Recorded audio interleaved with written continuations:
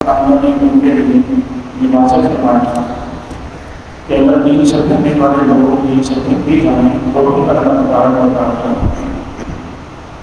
ان کی جڑوں پر نصیحتوں کو لے کر آنے کا قادر ہے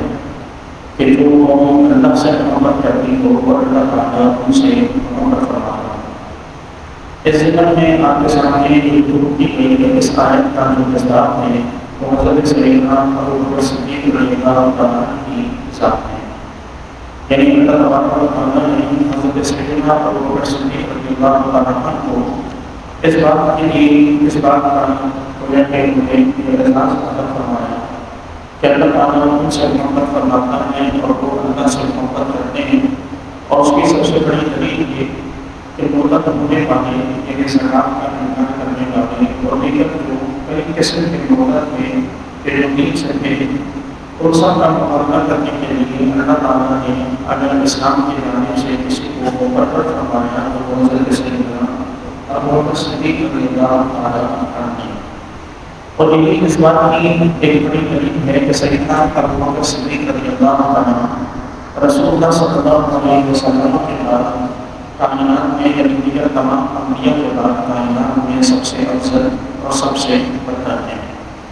دوسرا یہ رسول اللہ صلی اللہ علیہ وسلم کی یعنی حضرت سیدنا ابو بکر صدیق رضی اللہ عنہ کی اس قوم کے مصداق میں ان کی اس آیت کا مصداق کرنے میں اس بات کی بھی دلیل ہے کہ اللہ تبارک و تعالیٰ نے اور اس کے نبی صلی اللہ علیہ وسلم نے کئی مقامات پر اس چیز کو واضح فرمایا کہ اللہ تعالیٰ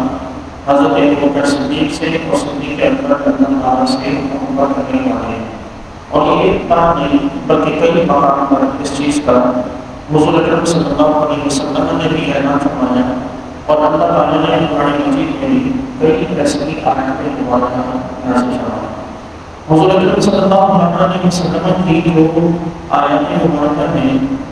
یعنی حضور اکرم صلی اللہ علیہ وسلم کے جو احادیث طیبہ ہیں حضرت سیدنا ابو بکر صدیق رضی اللہ عنہ کی فضائل ہیں، اور انہیں جو ہے خلیفہ مقرر کرنے کے حوالے سے ان میں سب سے بڑی دلیل یہ ہے کہ رسول اللہ صلی اللہ علیہ وسلم نے یہ ارشاد فرمایا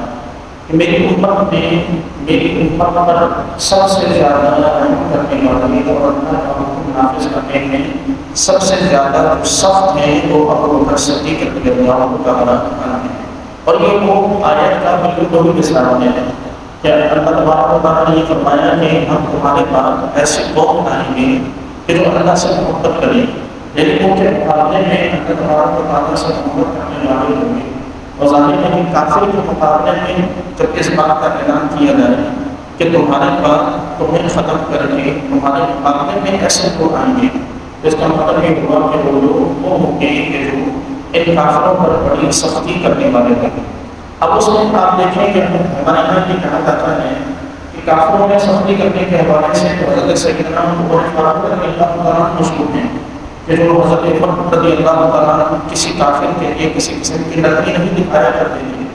تو اس کا جواب یہ ہے کہ حضرت سیدنا عمر فاروق رضی اللہ تعالیٰ کی سختی یقیناً اپنی جگہ ہے، ان کی سختی کا کفار پر ان کے سختی کا اور مسلمانوں پر ان کی رحم دلی کا یقیناً اس میں کوئی شک و شبہ نہیں، لیکن سیدنا ابو بکر صدیق رضی اللہ تعالیٰ کفار کے معاملے میں جو سخت تھے وہ ان کی سختی حضرت عمر کی سختی سے کئی گنا بڑھ کر تھی۔ اس کی بنیادی وجہ یہ ہے کہ سیدنا ابو بکر صدیق رضی اللہ تعالیٰ اس وقت ایمان لائے کہ جس وقت ایمان لانے والا اور کوئی نہیں تھا۔ حضرت ابو بکر صدیق رضی اللہ تعالیٰ مردوں میں سب سے پہلے ایمان لانے والے ہیں، انہوں نے اس وقت رسول اللہ کا دفاع کیا کہ جب اور کوئی دفاع کرنے والا نہیں تھا، انہوں نے کفار کی تکلیفوں کو اس وقت برداشت کیا کہ جب تنی کرنا یہ حضور کے ساتھ کھڑے ہو کر دین کے تبلیغ فرماتے۔ اب اس سے زیادہ سختی نہیں ہو سکتی کہ کوئی شخص اپنے موقف پر کفار کے سامنے ڈٹ کر کھڑا ہو جائے،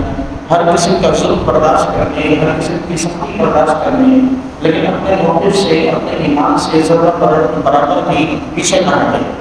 اور سب سے بڑی سختی یہی سیدنا عمر فاروق رضی اللہ عنہ نے تو ایسی سختیاں برداشت نہیں فرمائیں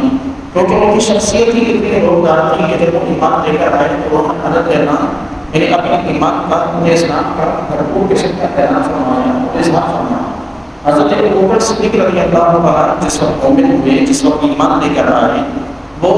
اسلام کا بالکل ابتدائی دور تھا کہ جب رسول اللہ صلی اللہ علیہ وسلم پر صرف ان کے گھر کے ہی چند افراد اسلام لائے تھے اور کوئی مسلمان نہیں تھا، اور اس وقت باہر سے اگر کوئی ایمان لایا تو تنہا ابوبکر صدیق رضی اللہ عنہ ہے۔ اور کئی مقام ایسے ہیں کہ جہاں حضرت ابوبکر صدیق رضی اللہ عنہ حضور کا دفاع کرنے کے لیے آگے بڑھے تو کفار نے حضور کو جو پریشان کر رہے تھے انہوں نے حضور علیہ الصلوۃ والسلام کو چھوڑا اور سیدنا صدیق اکبر رضی اللہ عنہ کو مار پیٹ کرنا شروع کیا، یہاں تک کہ بعض مقام پر حضرت ابوبکر صدیق رضی اللہ عنہ ان کے ضروروں کی وجہ سے اور ان کی مار پیٹ کی وجہ سے، کفار کی وجہ سے بے ہوش ہو گئے، اور پھر بعد میں ان کے قبیلے والے آئے کہ جنہوں نے آ کر انہیں کفار کے ہاتھوں سے بچایا۔ تو یہ وہ سختیاں ہیں کہ جو سیدنا صدیق اکبر رضی اللہ عنہ کی کافروں کے مقابلے میں اپنے موقف پر ڈٹنے کے حوالے سے اس سے بڑھ کر اور کوئی سختی نہیں ہو سکتی کہ بندہ اپنے موقف پر ڈٹا رہے، اور حضرت ابوبکر صدیق رضی اللہ عنہ نے ایک کر کے دکھایا۔ دوسری چیز یہ کہ سیدنا صدیق اکبر رضی اللہ عنہ کے حوالے سے حضور اکرم صلی اللہ علیہ وسلم کا یہ فرمانا کہ مجھ پر جتنے احسان ہیں میں نے سب کے احسانوں کا بدلہ لے لیا، اور ابو بکر کے احسانوں کا بدلہ کل روز قیامت اللہ تبارک و تعالیٰ ہی عطا فرمائے گا۔ تو یہ ایک اور بہت بڑی دلیل ہے سیدنا ابوبکر صدیق رضی اللہ عنہ کی افضلیت کی، اور آپ رضی اللہ عنہ کے افضل الخلق بعد الانبیاء ہونے کی، یعنی انبیاء کے بعد سب انسانوں میں آپ جو ہیں سب سے افضل اور سب سے برتر ہیں۔ اسی طرح آپ صلی اللہ علیہ وسلم کے مقابل حضرت سیدنا امام بخاری رضی اللہ عنہ حضرت عمرو بن العاص رضی اللہ عنہ سے روایت کرتے ہیں، ان کی روایت کو فرماتے ہیں کہ حضور اکرم صلی اللہ علیہ وسلم کو مشرکین کی جانب سے جو سب سے زیادہ جو تکلیف پہنچی تھی وہ یہ تھی کہ ایک دن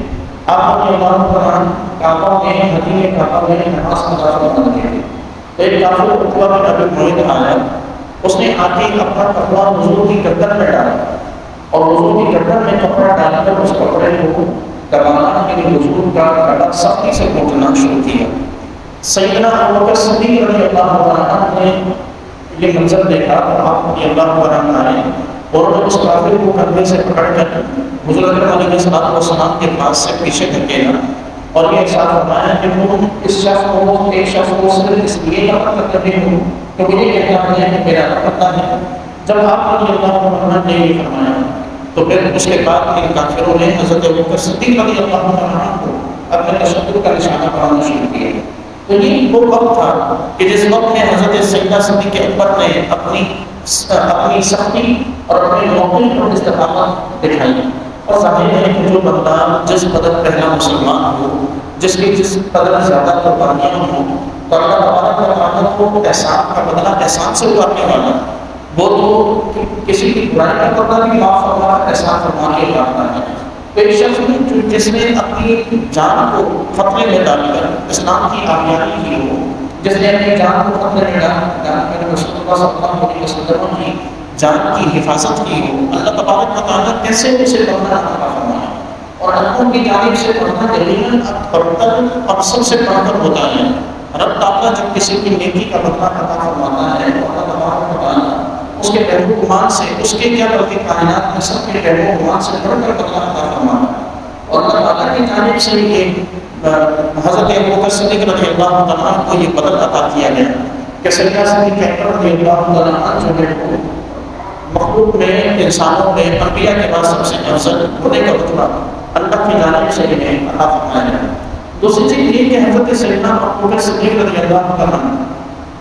مسلمانوں کے لیے مومنین کے لیے بڑے رہنمائی رہے ہیں، اور اس رہنمائی کی جو سب سے بڑی مثال یہ ہے کہ جب سیدنا صدیق اکبر رضی اللہ عنہ مومن ہوئے، یعنی آپ نے اسلام قبول کیا، تو آپ مکہ مکرمہ کے مالدار تاجروں میں سے ایک تھے، مکہ مکرمہ کے کامیاب ترین تاجروں میں سے ایک تھے، اور جب اسلام لے کر آئے تو جیسے جیسے اسلام پھیلنے لگا تو آپ نے دیکھا کہ چند غلام ہیں، کچھ کمزور لوگ ہیں کہ جو اسلام کو لے آئے ہیں، لیکن جو غلام ہیں ان کے مالک وہ کافر ہیں۔ اب غلام مسلمان ہیں، مالک کافر ہے تو وہ کافر مالک ان غلاموں کو تشدد کا نشانہ بناتے ہیں، جن میں حضرت سیدنا بلال رضی اللہ عنہ واضح مثال ہے کہ ان کو جو ہے وہ زمین پر گھسیٹا جاتا اور ان کی تبدیلی دیر پر مٹا دیا جاتا اور ان کی پیٹھ کے اوپر جو ہے بھاری بھرکم پتھر رکھ دیے جاتے تاکہ یہ کرپٹ نہ بدل سکے، اور فرماتے ہیں کہ اس قدر جو ہے وہ تکلیف ہوتی اور اس قدر سخت ترین گرمی ہوتی کہ اس گرمی کی وجہ سے، تبدیلی دیر کی وجہ سے ان کی جو ہے وہ جسم کے پچھلا پیٹھ کی پوری چھل گئی تھی اور جھلس گئی تھی۔ بعض روایات میں یہ بھی موجود ہے کہ حضرت بلال رضی اللہ عنہ کو اپنے انگاروں پر لٹایا جاتا اور ان کی چربی پگھل کر ان انگاروں کی آگ کو بجھا دیتی۔ یہ وہ تکلیفیں تھیں کہ جو اس دور میں ان حضرات نے، ان صحابہ نے برداشت کی ہے دین اسلام کے خاطر۔ حضرت سیدنا صدیق اکبر رضی اللہ عنہ نے جب یہ دیکھا تو صدیق اکبر رضی اللہ عنہ نے ایک کام اپنے ذمہ لیا، اور آپ رضی اللہ عنہ کا کام یہ تھا کہ آپ تلاش کرتے مکہ میں، اطراف میں ایسے لوگ کہ جو مسلمان ہوئے تھے اور وہ کسی وجہ سے اپنے خاندان کے کسی فرد کا یا ظلم کا نشانہ بن رہے ہوتے ہیں۔ حضرت ابوبکر صدیق رضی اللہ عنہ کو جہاں کہیں کوئی ایسا شخص ملتا آپ رضی اللہ عنہ اسے خریدتے اور خرید کے حضور کی بارگاہ میں حاضر کرتے۔ حضرت بلال رضی اللہ عنہ کے خریدنے کا، ان کی خریداری کا قصہ بڑا مشہور ہے کہ سیدنا صدیق اکبر رضی اللہ عنہ نے حضرت بلال کا امیہ نام تھا، حضرت ابوبکر صدیق اس کے پاس آئے اور اسے کہا کہ یہ غلام مجھے بیچو گے؟ اس نے کہا کہ یہ غلام تمہارے کس کام کا ہے؟ یہ کیا ہو گیا ہے؟ یہ کسی کام کا نہیں رہا۔ حضرت ابوبکر صدیق رضی اللہ عنہ نے فرمایا کہ میں پھر بھی اسے خریدنا چاہتا ہوں، تو اس نے امیہ نے کہا کہ پھر ایسا کرو کہ اس کی میں جو قیمت مانگوں گا وہ مجھے دینی پڑے گی۔ سیدنا صدیق اکبر رضی اللہ عنہ نے فرمایا کہ ہاں بالکل، تم جو قیمت مانگو تو میں اس کی منہ مانگی قیمت ملے گی۔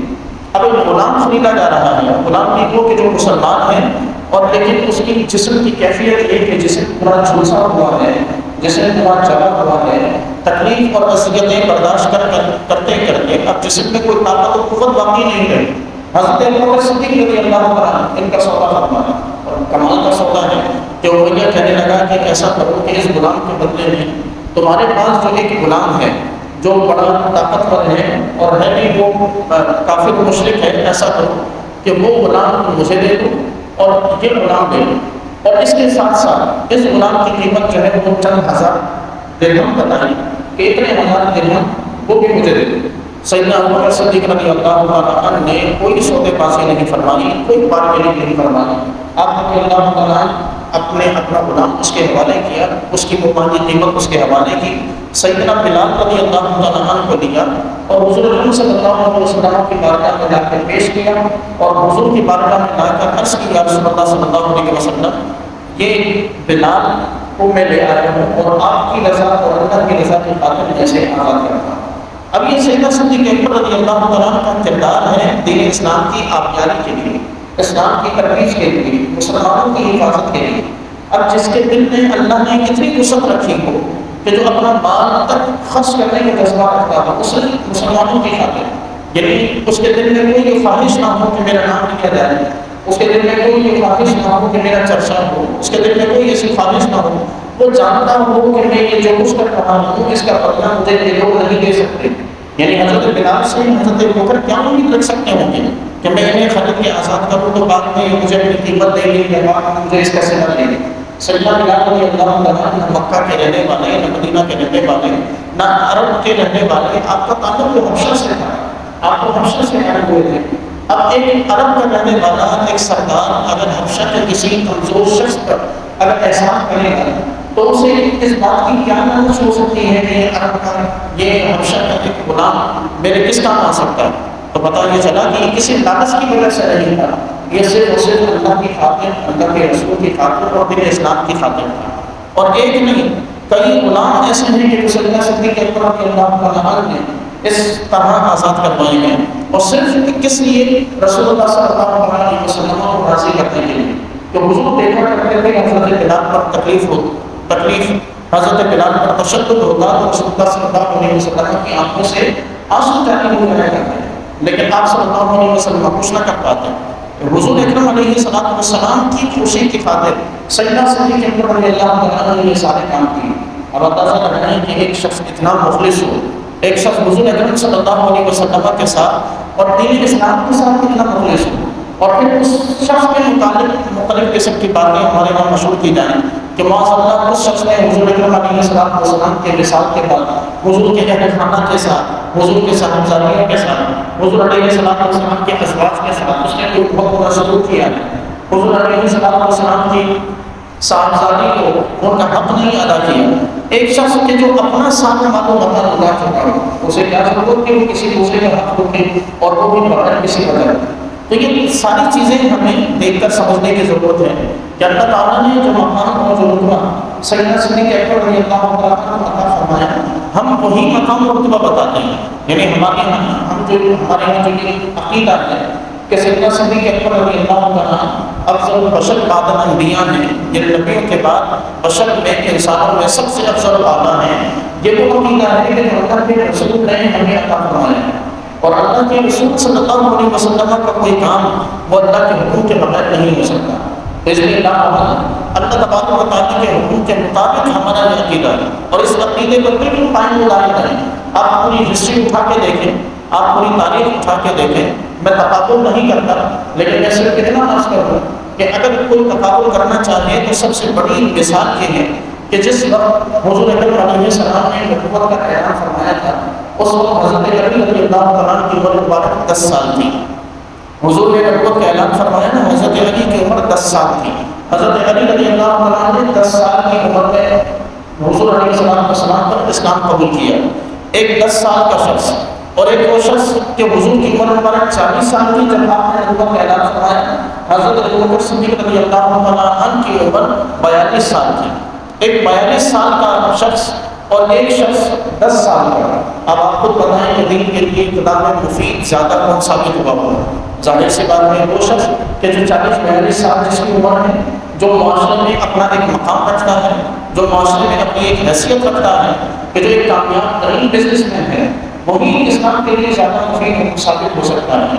سیدنا علی رضی اللہ تعالیٰ کے مقام کی نفی کوئی نہیں۔ حضرت علی رضی اللہ تعالیٰ نے حضور کے گھر میں تربیت پالی، حضور کے گھر میں پرورش پالی، حضور نے اپنے ہاتھوں سے انہیں پالا، ان کا مقام اور رتبہ یقیناً بہت اعلیٰ۔ لیکن جب بات آئی سب میں افضلیت کی تو وہاں ہمیں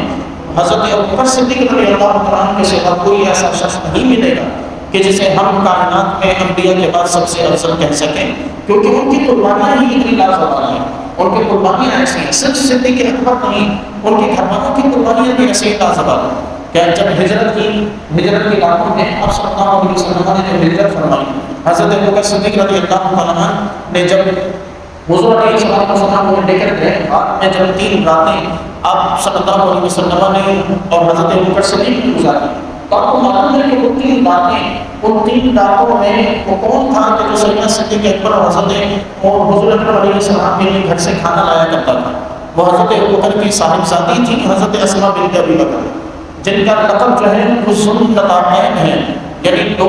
کپڑوں والی، 2 کپڑوں والی۔ اور یہ 2 کپڑوں کا مطلب یہ ہے کہ جس وقت وہ کھانا باندھ کے لا رہی تھی تو اس وقت انہوں نے اپنے دوپٹے کو 2 حصوں میں تقسیم کر کے کھانا باندھا اور حضور کی بارگاہ میں لے کر آئے، اس وجہ سے ان کا یہ لقب پڑا۔ اور آپ کو یہ معلوم ہے کہ رات کے وقت میں حضور اکرم علیہ السلام کی بارگاہ میں غار کے اندر بھی ہجرت کے دوران غار کے اندر بھی حضور اکرم علیہ السلام کی بارگاہ میں 3 راتوں میں آپ کی بارگاہ میں دودھ، تازہ دودھ پیش کیا گیا، اور یہ پیش کرنے والے کون تھے؟ حضرت عامر بن فہیرہ رضی اللہ عنہ۔ یہ کون ہے؟ یہ حضرت ابوبکر صدیق رضی اللہ عنہ کے غلام ہیں۔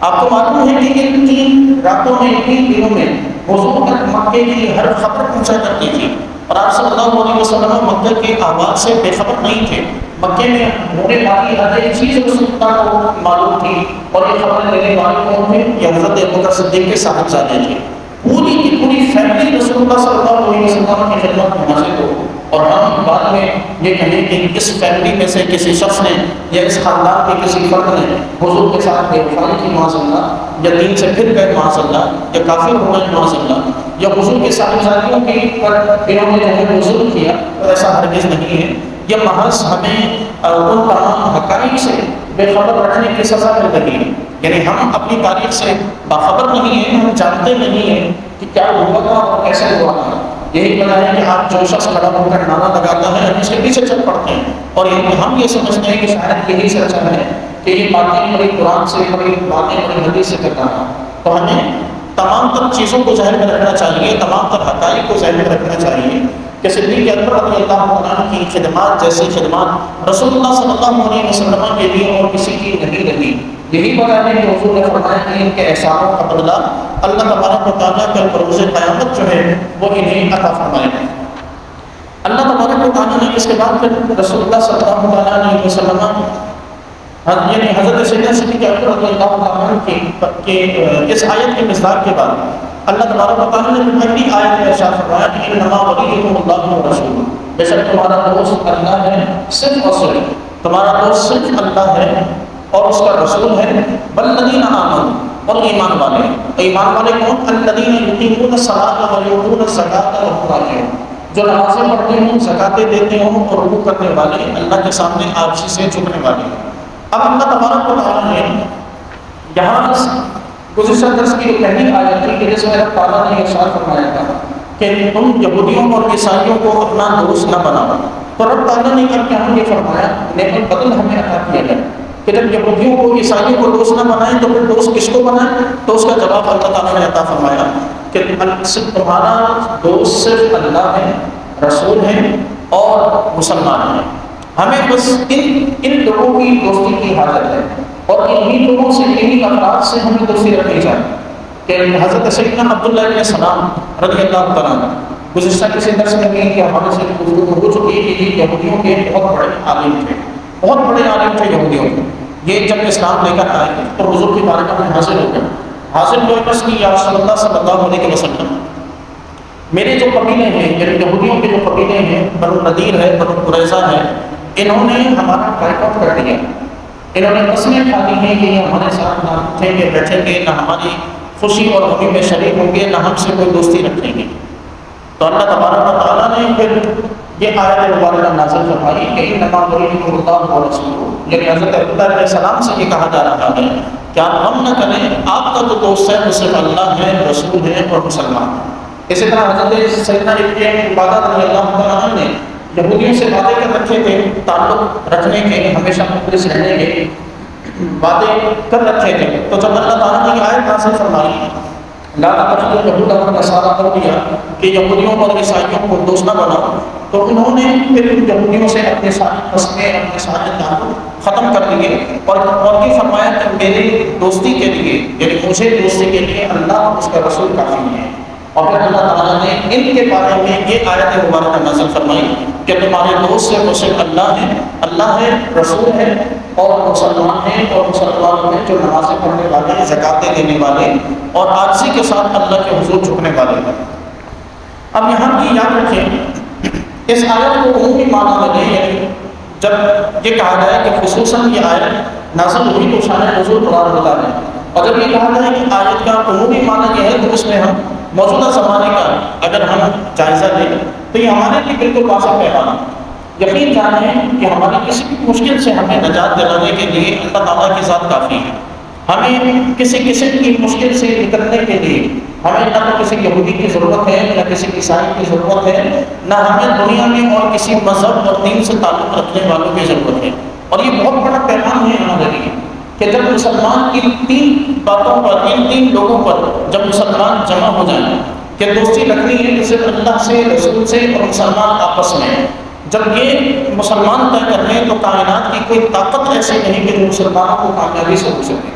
ہماری سب سے بڑی جو تباہی کی جو سب سے بنیادی وجہ یہ ہے کہ ہم دوستیاں تو رکھتے ہیں اور دوستی رکھنا تو چاہتے ہیں، لیکن ہماری تمام تر دوستیوں کا مرکز و محور جو ہوتے ہیں وہ غیر اقوام ہیں، وہ یہودی ہیں، وہ عیسائی ہیں، وہ ہندو ہیں، کفار و مشرکین ہیں۔ ہماری تمام تر دوستیوں کی، ہماری تمام تر توجہات کا مرکز غیر مسلم اقوام ہیں، اور اللہ نے قرآن میں یہ اعلان کر رکھا ہے کہ یہ غیر مسلم اقوام تمہاری دوست نہیں ہو سکتی۔ جب یہ رب نے فرما دیا کہ یہ دوست نہیں ہو سکتی تو ان کی جانب دیکھنا ہی سب سے بڑی بیوقوفی ہے، ان سے خیر کی امید رکھنا بھی سب سے بڑی بیوقوفی ہے۔ جن لوگوں نے آقا کریم علیہ السلام پر جادو ٹونے تک کر رکھے ہوں اور حضور کی ذات پر جنہوں نے جادو ٹونے کیے ہوں، ہم ان سے کیا بھلائی امید رکھیں؟ کہ وہ ہمیں جو ہے وہ ہمارے لیے کسی قسم کی بھلائی وہ چاہتے ہوں گے یا ہمیں کوئی خیر پہنچائیں گے، جنہوں نے حضور کے خلاف اس قدر سازشیں کی ہوں کہ آپ صلی اللہ علیہ وسلم کو ان سے بات چیت کرنے کے لیے تشریف لے جائیں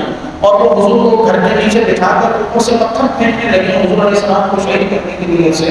تو ہم ان سے کیا بھلائی کی امید رکھیں کہ یہ لوگ آج ہمارے خیر خواہ ہیں یا ہمیں کسی قسم کا نفع پہنچا سکتے ہیں؟ یہ نفع نہیں پہنچا سکتے، نہ یہ پہنچانا چاہتے ہیں، نہ کبھی زندگی میں یہ قیامت تک یہ کفار مشرکین یہودی عیسائی یہ قیامت تک ہمیں کوئی نفع نہیں پہنچائیں گے، اور ان کی جانب سے جو کچھ ہماری طرف آ رہا ہے یہ سراسر ان کے سازش ہیں، کوئی انسانی حقوق نہیں ہے، کوئی انسانی حقوق کی حق برداری نہیں ہے۔ آج ہمارے یہاں نعرے لگائے جاتے ہیں کہ مختلف قسم کی چیزوں کے مطابق نعرے لگائے جاتے ہیں کہ ہم یہ تعلق کر رہے ہیں، وہ انسانی حقوق کی وجہ سے انسانی ہمدردی کی وجہ سے کر رہے ہیں۔ یہ ساری ہمدردیاں ان کو چاہیے کہ یہ فلسطین میں دکھائیں، یہ ساری ہمدردیاں ان کو چاہیے کہ یہ کشمیر میں دکھائیں، یہ چیچنیا بوسنیا جب تباہ ہو رہے تھے یہ وہاں دکھاتے ہیں یہ ساری ہمدردیاں، یہ جب اسپین کے مسلمانوں کو جب سمندر میں غرق کر دیا گیا تھا تو اس وقت دکھاتے انسانی ہمدردیاں، یہ آج ہمیں انسانی ہمدردیاں دکھا کر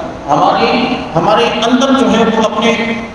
ایسے لوگ بٹھا کر کے جو ہمارے اپنے ایمان کے لیے، ہمارے اپنے اعتقاد کے لیے، ہمارے اللہ تبارک و تعالیٰ پر مضبوط یقین کو متزلزل کرنے کے لیے ان کی اعلیٰ کار کرے ہوئے ہیں، اور یقین جانا کہ کسی قسم کی ہمارے لیے آج اگر ہمیں سودی قرضے مل رہے ہیں تو ہمیں کیا لگتا ہے کہ یہ سودی قرضے ہماری ہمدردی کے لیے جا رہے ہیں؟ بالکل نہیں، یہ ہمیں مفلوج کرنے کے لیے دیے جا رہے ہیں۔ آج ہمارے یہاں سودی سسٹم ہے، یہ پورا کا پورا ہمارا جو نظام معیشت ہے یہ انہی کا دیا ہوا ہے کہ جس کو ہم فالو کر رہے ہیں، اور یہ سسٹم کبھی بھی ہمیں کامیاب نہیں کر سکتا، یہ سسٹم کبھی بھی ہماری معیشت کو مضبوط نہیں کر سکتا، بجائے اس کی دو وجوہ ہیں۔ سب سے پہلی وجہ کہ اللہ نے فرمایا کہ سود اللہ کے ساتھ جنگ ہے، اور اللہ کے ساتھ ہم جنگ کریں گے تو کبھی کامیاب نہیں ہو سکتے۔ دوسری وجہ یہ ہے کہ یہ سسٹم دیا ہوا کس کا ہے، یہ سسٹم آیا کہاں سے ہے؟ وہاں سے آیا کہ جہاں سے کبھی بھی ہم جو ہے خیر کی توقع نہیں کر سکتے۔ یہاں بعض لوگ یہ سمجھتے ہیں کہ اگر آپ یہ کہتے ہیں تو پھر ان کی لائف میں چیزوں کو، ان کی ایجاد کی ہوئی چیزوں کو استعمال کیوں کرتے ہیں؟ ان کی ایجاد کی ہوئی چیزیں پھر ہمارے یہاں استعمال کیوں ہوتی ہیں؟ یہ موبائل، یہ کیمراز، یہ ساری چیزیں کیوں استعمال کی جاتی ہیں؟ تو اس کا جواب یہ ہے کہ ان ساری چیزوں کو بھی اگر کھودیں گے نا تو پیچھے مسلمان سائنسدان نظر آئیں گے۔ یہ مسلمان سائنسدانوں کے احسان ہیں ان پر اور اس امت پر کہ جنہوں نے جو ہے یہ سارے فارمولاز ترتیب دیے ہیں مسلمان سائنسدانوں کے۔ یہ آج جتنی بھی سائنس ترقی کر رہی ہے اس کے پیچھے مسلمان سائنسدانوں کی تحقیقات ہیں، ریاضیات کی ابتدا کرنے والے اور جفر کی ابتدا کرنے والے، میڈیکل سائنس میں بڑے سے بڑے آلات کو ایجاد کرنے والے، یہ سارے کے سارے مسلمان سائنسدان ہیں کہ جنہوں نے ان ساری چیزوں کو جو ہے وہ ایجاد کیا اور دنیا کو یہ ساری چیزیں عطا کی۔ تو یہ کوئی ہم پر احسان نہیں ہوگا کہ ہم ان کی بنائے گئے کسی چیز کو استعمال کریں۔ ہاں یہ ہماری غلطی ضرور ہے کہ یہ میراث تھی ہماری، یہ وراثت تھی ہماری، ہم جو ہے وہ ان چیزوں کو ایجاد کرتے ہیں، ہم ان چیزوں کو لے کر اپنے آباء و اجداد کی چیزوں کو لے کر ان میں مزید آگے بڑھتے ہیں، کچھ ترقی کرتے ہیں، لیکن ہمیں ایک معطل قسم کے، ہمیں غیر مؤثر قسم کے، ایک بیکار اور بکواس ترین قسم کے ایجوکیشن کے سسٹم میں ہمیں جگہ دیا گیا کہ جہاں پر ہمارا جو ہے وہ پورا کا پورا فوکس وہ صرف پاسنگ مارکس لینے پر، پرسنٹیج پر اور ڈگریز پر ہوتا ہے۔ ہمارے یہاں قابلیت، صلاحیت، یہ ساری چیزیں مفقود ہو چکی ہیں، ناپید ہو چکی ہیں۔ ہمیں ایسے سسٹم میں جگہ دیا گیا کہ ماں باپ کی ساری توجہ صرف بچے کی پرسنٹیج پر، اس کے مارکس پر ہوتی ہے، کسی کی توجہ نہیں ہوتی کہ بچے میں صلاحیت کتنی ہے اور بچہ کیا کر سکتا ہے۔ یہ وہ چیز تھی جو اللہ کے حبیب علیہ السلام نے سکھائی۔ اللہ تبارک و تعالیٰ کے حبیب علیہ السلام نے جو ایجوکیشن سسٹم ہمیں عطا فرمایا، جو معیشت کا سسٹم ہمیں عطا فرمایا، جو سیاست کا سسٹم عطا فرمایا، کائنات لا کے کھڑا کر کے دکھایا، ان کے مثل کوئی سسٹم۔ آپ علیہ السلام نے دیکھا کہ کسی کوئی شخص حضور کی بارگاہ میں آیا، حضور نے دیکھا کہ یہ کاروبار کر سکتا ہے، آپ علیہ السلام نے اسے یہ تلقین فرمائی کہ اپنے بازار میں نکل کے کاروبار کریں۔ کوئی شخص حضور کی بارگاہ میں آیا، اپنی غریبی کی شکایت کی، حضور نے یہ دیکھا کہ اس میں فلاں کام کی صلاحیت ہے، آپ نے اسے وہ کام سکھایا اور اسے اس کام میں لگا دیا۔ یہاں تک کہ آپ علیہ السلام نے کے بارگاہ میں کوئی لوگ آئے، حضور نے دیکھا کہ لکھنا پڑھنا جلدی سیکھ سکتے ہیں، معاشرے کے لیے فلاں کا سبب بن سکتے ہیں، حضور نے ان سے کہا کہ تم دنیا کی دوسری زبانیں سیکھو۔ آپ نے صحابہ کو حکم دیا کہ دنیا کی دوسری زبانیں سیکھو، آپ نے صحابہ کو، صحابیات کو حکم دیا کہ لکھنا سکھا کرو۔ تو یہ وہ ساری چیزیں ہیں کہ رسول اللہ صلی اللہ علیہ وسلم نے ہمیں ایجوکیشن سسٹم کی صورت میں عطا فرمائی، اور آج ہمارے یہاں یہ ساری چیزیں بالکل مفروض و مقبول ہیں، اور ہم جو ہے وہ بھلائی تلاش کر رہے ہیں، ہم خیر تلاش کر رہے ہیں، وہ بھی مغرب کی جانب سے لائے گئے سسٹم سے۔ تو اللہ تعالیٰ کی اس بات کو یاد رکھیں، اللہ تعالیٰ کی اس آیت کو ہمیشہ یاد رکھیں کہ انما ولیکم اللہ ورسولہ والذین آمنوا، تمہارا دوست صرف اور صرف اللہ ہے، رسول ہے اور مسلمان ہے۔ اور یہ سمجھ لیں کہ ایک مسلمان کے لیے جتنا مخلص ایک مسلمان ہو سکتا ہے اور کوئی نہیں ہو سکتا، ایک مسلمان کے لیے جتنا مخلص ہمارے رسول ہو سکتے ہیں اور کوئی نہیں ہو سکتا، ایک مسلمان کے لیے جتنا مخلص خدا ہو سکتا ہے اور کوئی نہیں ہو سکتا۔ لیکن